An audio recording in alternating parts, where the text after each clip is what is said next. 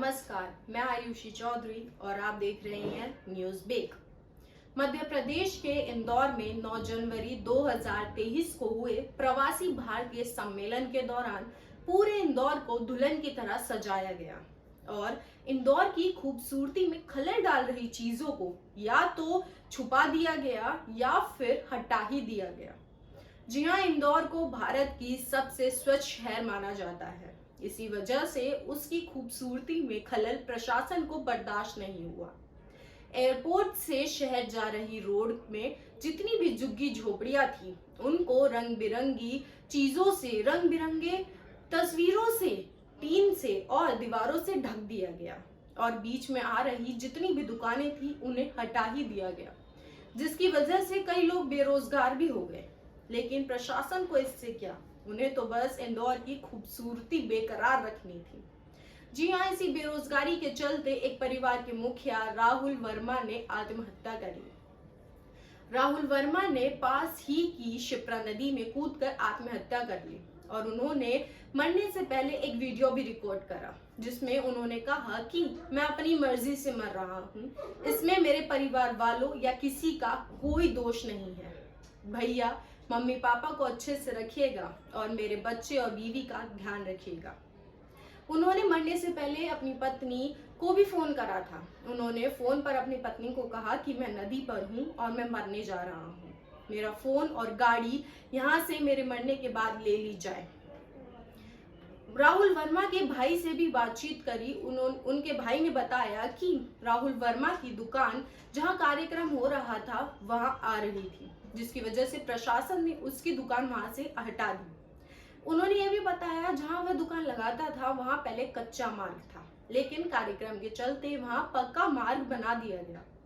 राहुल ने अपनी दुकान कहीं और लगाने की कोशिश करी, लेकिन उसकी दुकान नहीं चली, जिसके दौरान वह डिप्रेशन में आ गया और उसने यह कदम उठा लिया। राहुल वर्मा की पत्नी से भी बात करी गई। उसकी पत्नी बेहद गम में है। उसकी पत्नी ने बताया कि राहुल वर्मा ने मरने से पहले उसे फोन करा था और बताया था कि वह नदी पर है और मरने जा रहा है। राहुल वर्मा के फोन के बाद उसकी पत्नी ने यह खबर उसके पिता और भाई को दी और उन्होंने 100 नंबर पे कॉल भी करा, लेकिन तब तक बहुत देर हो चुकी थी। बाद में प्रशासन ने राहुल वर्मा की लाश को नदी में से परिवार की मौजूदगी में निकाला। राहुल वर्मा की पत्नी ने यह भी बताया कि उनके 2 बेटे थे, लेकिन 2 वर्ष पहले ही उनके एक बेटे की मौत हो गई थी। राहुल वर्मा का टायर, पंचर इन सब की दुकान थी। राहुल वर्मा के पिता ने भी कहा कि टाइम सही नहीं चल रहा था, वह रोज कमाने और खाने वाला था, लेकिन उस माइंड सही नहीं था। मैं तो उसका पिता हूँ, मुझे तो बुढ़ापे में वह दुख दे गया। आपको बता दें कि 9 जनवरी 1915 में महात्मा गांधी दक्षिण अफ्रीका से वापस लौटे थे। इसी खुशी में और उनके सम्मान में 2003 से हर साल यह आयोजन करा जाता था। 2015 से यह समारोह हर दूसरे वर्ष करा जाता है। आपको बता दें कि 9 जनवरी को जब प्रधानमंत्री एयरपोर्ट से कार्यक्रम की तरफ जा रहे थे, तब रोड पर उनकी फोटो लगे बड़े बड़े होल्डिंग्स दिखाई दे रहे थे। लेकिन अगले ही दिन जब द्रौपदी मुर्मू एयरपोर्ट से जा रही थी कार्यक्रम के दौरान, तो उनकी फोटो का एक भी होल्डिंग नहीं था। लेकिन क्या एक कार्यक्रम के चलते देश के गरीब लोगों को नजरअंदाज कर देना सही है? क्या उनकी रोजी रोटी छीन लेना सही है?